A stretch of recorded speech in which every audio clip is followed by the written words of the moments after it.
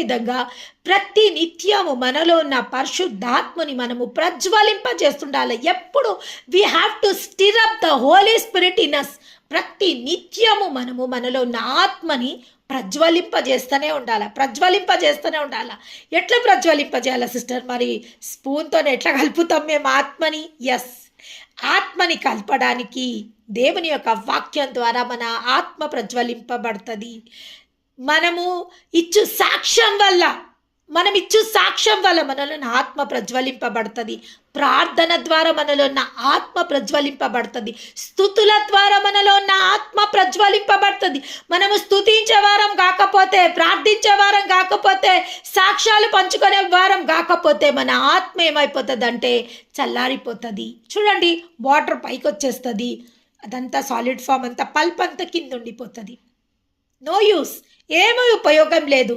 కానీ మనకు